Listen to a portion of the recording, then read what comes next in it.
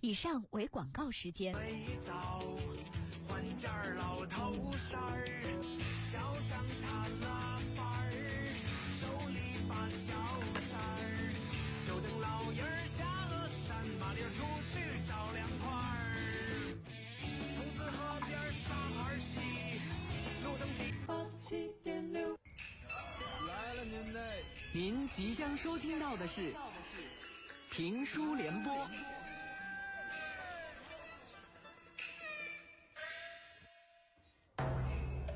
FM 87.6，北京文艺广播，评书联播。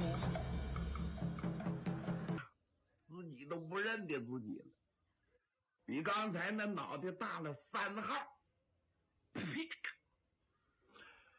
哎呀，真是把自讨无趣。可也真是老疙瘩说的不假，我们两家多头之后，他姐姐也是我要有这么个姐姐能给程德晃吗？我就应。哎呀，邢丽萍心说，我倒霉他妈倒你身上，你不说3天以后来听信吗？怎么不到半天的功夫又滚回来了？这邢丽萍这火就把他一出来，程德晃从车上下去，你程子山啊，往后你别等我们家门口，你从哪儿来的，你回哪儿去，这是你的臭钱，给把15两银子扔到街上。程德晃一愣，他回了程家洼了。他走了之后，邢丽萍回到屋里一扒着他话里的滋味和含义，觉得这事儿完不了。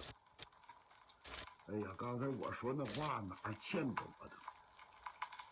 我别把老疙瘩跟他之间拢上对儿，他妈这事儿可麻烦。我怎么这么窝囊废，不会说话？有心去找张子林，平时找成绩的人，火就把他一出来。本不想给看，有一想啊，事情已经过去了。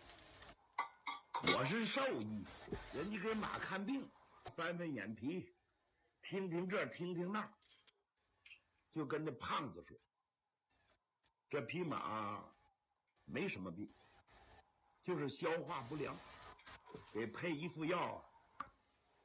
那兽医在屋里吗？张作霖踏了双鞋，嘴里嚼着饭出来了。怎么说谁呀？一瞅程家洼的，还是昨天来那伙人，不过人数有所增加，能来10来个。